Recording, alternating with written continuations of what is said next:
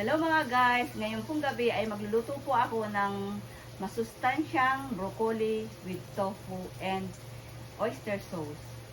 Tara po, panoorin niyo po. Ito po yung mga ingredients niya. Nag-blanch na po ako ng broccoli at saka carrot. Tapos, bell pepper at luya, bawang, sibuyas. At ito na rin po, leeks. Simple lang po itong lulutuin ko. Wala po siyang sahog. At saka mushroom po.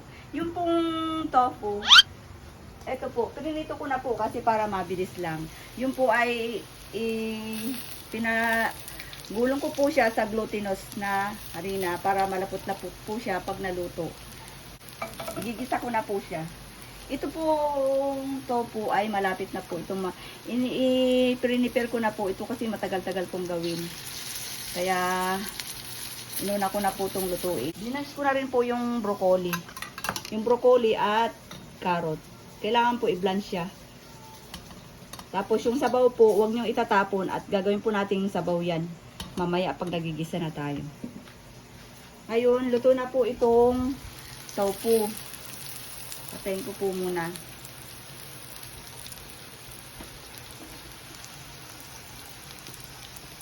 Ayos na po ang nito, luto.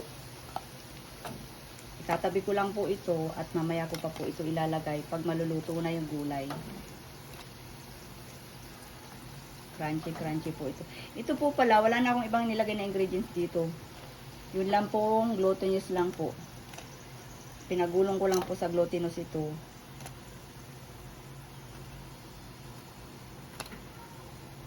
At mamaya po ito ilalagay. Ito po ay lagi kong niluluto sa pamilya ko kasi lagi nilang nasasarapan sila dito. At iwas cholesterol na rin po kasi wala nga pong pang diet na rin po kasi wala siyang ingredients na iba. At ito pa po, isang sesame pa po. Ito pa po, isa pa pong ingredients. At ang ipanggigisa ko po ay olive oil para healthy. Dito ko na po sa malaki gigisain kasi para madali kong anuhin.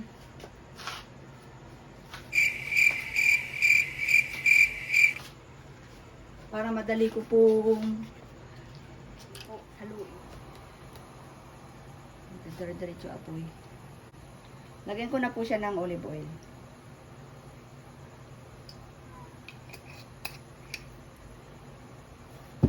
Ngayon, gigisayin na po natin.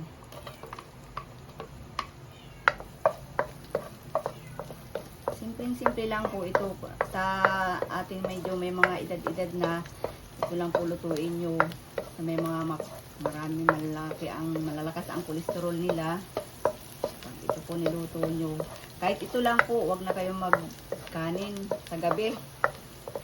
Ako po minsan ito na lang po kinakain ko, hindi na ako nagkakanin. Dinamihan ko po sibuyas. Mas gusto ko maraming sibuyas.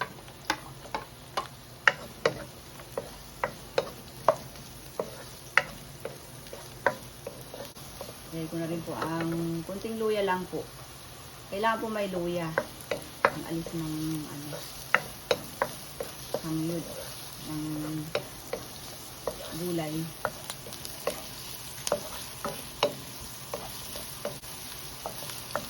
Lagay ko na rin po ito.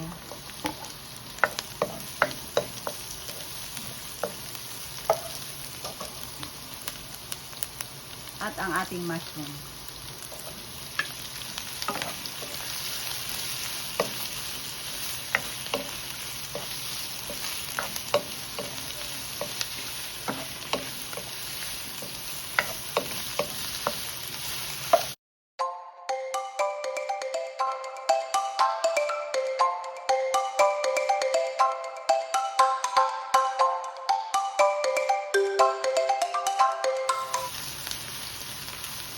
Mga 3 minutes lang po ito. Ginigisa ko na. Marami po ito kasi bukas ang umaga almusarin pa rin namin.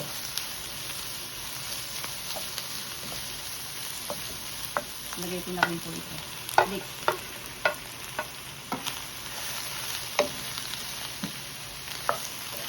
Marami na siya. Lalo na pag nalagay na yung broccoli, mas madami na siya.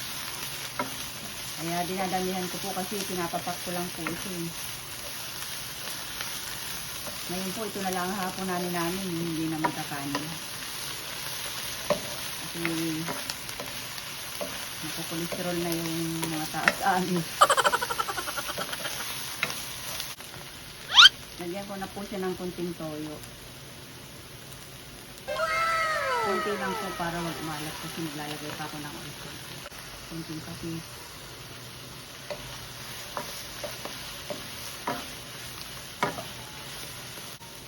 At oyster sauce po. Ito po mga 2 tablespoon po ilalagay natin. Tapos mamaya po, tikman na lang at yung kulang, dadagdagan na lang po. Lalagay ko na po ang carrot at broccoli.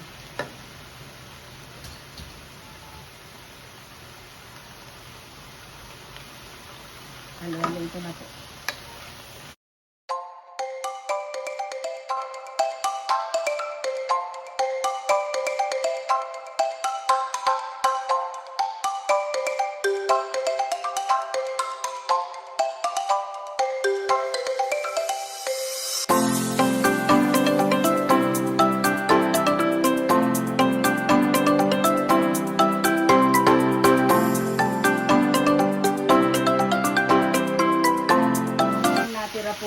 Pinagpakuluan ng broccoli, yan po ang isasabaw ko.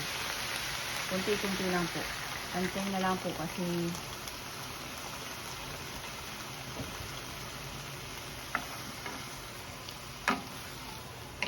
yan. Pag gusto-gusto nyo po may sabaw ng konti, dagdagan nyo pa po ng sabaw.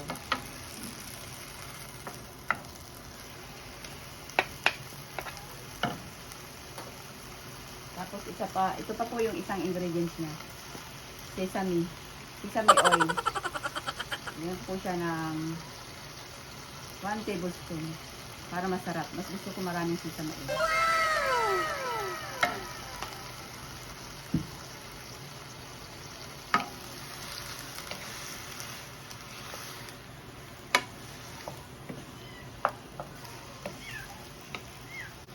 Ngayon po,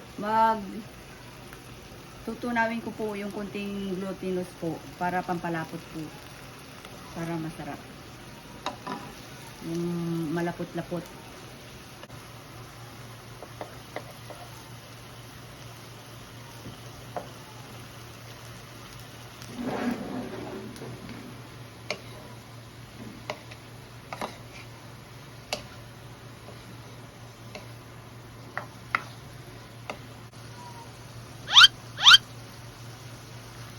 Okay na po.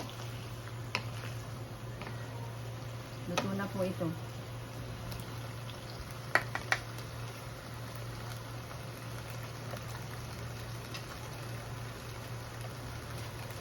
Iwan ko nga po.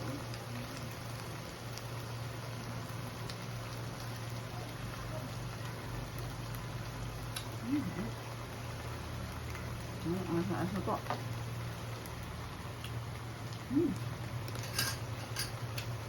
At ito lang po ako na namin. Okay na po. Lalagay ko na po itong tokwa po. Naprinito. Ayan. Lalapot pa po yan.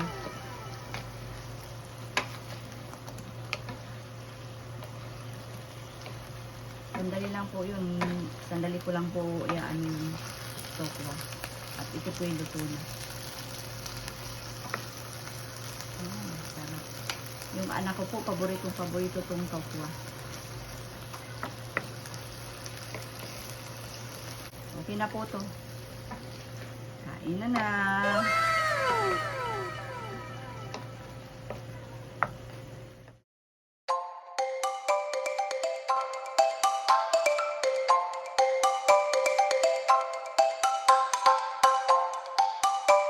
Titikman ko na po siya. Ito po, the best po itong tokwa eh.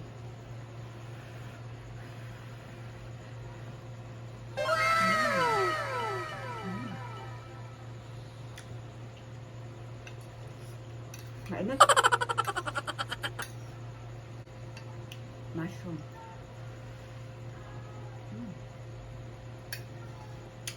ayos na ayos po. Panghapunan kahit wala ng kanin, mabubusog ka po. Subukan mo po ito. Napakasarap. Okay mga guys, sana'y naibigan nyo ang binahagi ko sa inyong recipe sa araw na ito. Please don't forget to like and subscribe. Thank you! See you on my next video!